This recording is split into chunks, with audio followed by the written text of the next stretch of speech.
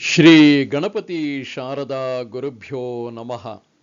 ಶ್ರೋತೃಗಳಿಗೆ ಶಂಕರಾಚಾರ್ಯ ವಿರಚಿತ ಸೌಂದರ್ಯ ಲಹರಿಯಲ್ಲಿ ವೃಪ್ಯಂ ಎಂದರೆ ಪುರುಷರಿಗೆ ನಪುಂಸಕ ನಿವೃತ್ತಿ ಮಾಡುವ ಹಾಗೂ ಸ್ತ್ರೀಣಾಂ ರಜೋದರ್ಶನಂ ಸ್ತ್ರೀಯರಲ್ಲಿ ರಜಸ್ವಲೆಯಾಗುವ ಸಮಸ್ಯೆಯನ್ನು ಪರಿಹರಿಸುವಂತಹ 10ನೆಯ ಶ್ಲೋಕಕ್ಕೆ ಸ್ವಾಗತ. ಈ ಶ್ಲೋಕವೂ ಸೇರಿದಂತೆ ಮುಂದಿನ 4 ಶ್ಲೋಕಗಳಲ್ಲಿ ಶಂಕರಾಚಾರ್ಯರು ಶ್ರೀವಿದ್ಯಾ ರಹಸ್ಯ ಶಿವಶಕ್ತಿ ಚಕ್ರಗಳ ಐಕ್ಯ ನಿರೂಪಣೆಯನ್ನು ಮಾಡಿದ್ದಾರೆ ಹಾಗೂ ಮೂಲಾಧಾರ ಮೊದಲಾದ 6 ಚಕ್ರಗಳ ಸ್ವರೂಪವೂ ಕೂಡ ಈ ಶ್ಲೋಕದಲ್ಲಿ ವಿವರಿಸಲಾಗಿದೆ. ಬನ್ನಿ ಕೇಳೋಣ. ಸುಧಾಧಾರ ಸಾರೈಃ ಚರಣಯುಗಲಾಂತರ್ವಿಗಲಿತೈಃ ಪ್ರಪಂಚಂ ಸಿಂಚಂತಿ ಪುನರಪಿ ರಸಾಮ್ನಾಯ ಮಹಸಃ ಅವಾಪ್ಯ ಸ್ವಾಂ ಭೂಮಿಂ ಭುಜಗನಿಭಮಧ್ಯುಷ್ಟವಲಯಂ ಸ್ವಮಾತ್ಮಾನಂ ಕೃತ್ವಾ ಸ್ವಪಿ ಶಿವಕುಲಕುಂಡೇ ಕೋಹರಿಣಿ.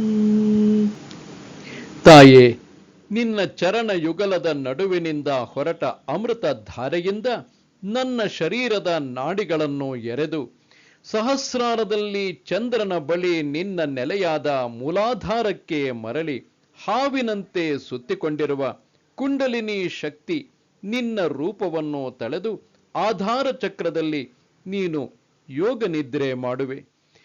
ಇಲ್ಲಿ ಯೋಗ ರಹಸ್ಯವನ್ನು ಹೇಳಿದೆ. ಕುಂಡಲಿನಿ ಶಕ್ತಿಯ ಮಹತ್ವವನ್ನು ಆಚಾರ್ಯರು ಈ ಶ್ಲೋಕದಲ್ಲಿ ಸೂಕ್ಷ್ಮವಾಗಿ ತಿಳಿಸಿದ್ದಾರೆ. ಇದು ಶ್ರೀವಿದ್ಯೆಯ ರಹಸ್ಯ ತತ್ವವಾಗಿದೆ. ಈ ಶ್ಲೋಕವನ್ನು ಜಪಿಸಿ ಅದರಿಂದ ಸೂಕ್ತವಾದ ಫಲವನ್ನು ಪಡೆಯುವ ಅಪೇಕ್ಷೆಯುಳ್ಳವರು ಮೊದಲಿಗೆ ಶ್ಲೋಕವನ್ನು ಚೆನ್ನಾಗಿ ಅರ್ಥ ಮಾಡಿಕೊಂಡಿರಬೇಕು. ಈ ಶ್ಲೋಕದ ಪದಶಃ ಅರ್ಥವನ್ನು ಪ್ರತ್ಯೇಕ ವಿಡಿಯೋವೊಂದರಲ್ಲಿ ಕೊಡಲಾಗಿದ್ದು, ಆ ವಿಡಿಯೋದ ಲಿಂಕ್ ಕೆಳಗಡೆ ಡಿಸ್ಕ್ರಿಪ್ಷನ್ ಬಾಕ್ಸ್ನಲ್ಲಿ ಕೊಡಲಾಗಿದೆ. ಸಹೃದಯರು ಅದನ್ನು 10 ಬಾರಿ ಕೇಳಿ ಶ್ಲೋಕದ ಅರ್ಥವನ್ನು, ಪದಶಃ ಅರ್ಥವನ್ನು ಚೆನ್ನಾಗಿ ಮನದಟ್ಟು ಮಾಡಿಕೊಳ್ಳಬೇಕು. ನಂತರ ಈ ಯಂತ್ರವನ್ನು ಚಿನ್ನದ ತಗಡಿನಲ್ಲಿ ಬರೆದು ಪೂಜಿಸಿ. ಗಮನಿಸಿ, ಈ ಯಂತ್ರವು ಅಷ್ಟಕೋನಾಕೃತಿಯನ್ನು ಹೊಂದಿದ್ದು ಇದರೊಳಗಡೆ ವಿಶಿಷ್ಟವಾಗಿ ಬೀಜಾಕ್ಷರಗಳನ್ನು ಪೋಣಿಸಿದ್ದಾರೆ. 1 ಮತ್ತು 3ನೆಯ ಜಾಗದಲ್ಲಿ ಕ್ಲೀಂ ಎಂಬ ಬೀಜಾಕ್ಷರವಿದ್ದರೆ ಉಳಿದ ಎಲ್ಲ ಕಡೆಗಳಲ್ಲಿ ಹ್ರೀಂ ಎಂಬ ಬೀಜಾಕ್ಷರವಿದೆ. ಸೂಕ್ತವಾಗಿ ಈ ಬೀಜಾಕ್ಷರಗಳನ್ನು ಅಲ್ಲಿ ನಮೂದಿಸಿರಬೇಕು. ಬೀಜಾಕ್ಷರ ನಿಮಗೆ ಸ್ಪಷ್ಟವಾಗಿ ಕಾಣುವಂತಿರಬೇಕು. ಈ ಅಷ್ಟಕೋನಾಕೃತಿಯ ಒಳಭಾಗದಲ್ಲಿ ಆ ಬೀಜಾಕ್ಷರಗಳನ್ನು ಬರೆಯುವುದು ಕಷ್ಟವಾದ್ದರಿಂದ ಅದನ್ನು ಹೊರಗಡೆ ತೋರಿಸಲಾಗಿದೆ.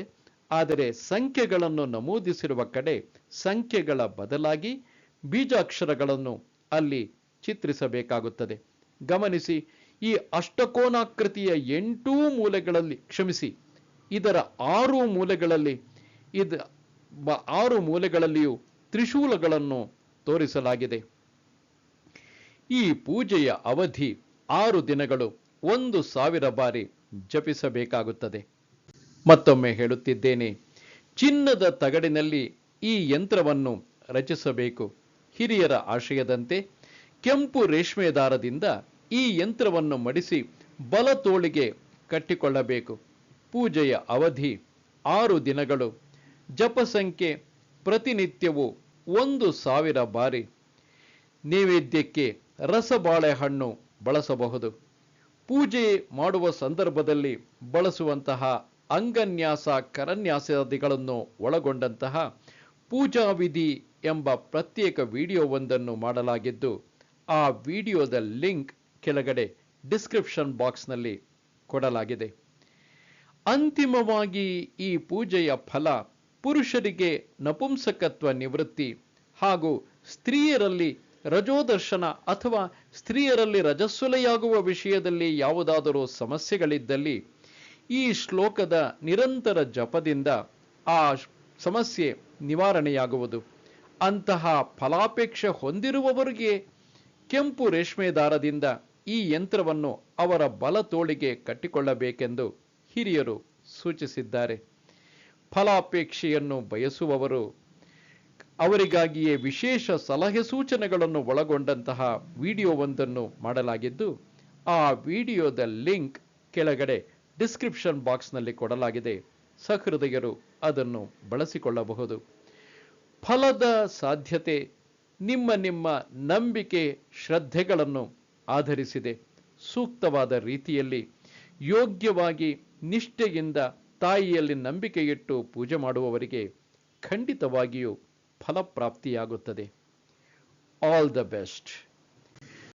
ನಮಸ್ತೆ ಶಾರದೆ ದೇವಿ ಕಾಶ್ಮೀರ ಪುರವಾಸಿನಿ ತ್ವಾಮಹಂ ಪ್ರಾರ್ಥಯೇ ನಿತ್ಯಂ ವಿದ್ಯಾದಾನಂಚ ದೇಹಿಮೆ. ನಮಸ್ಕಾರ.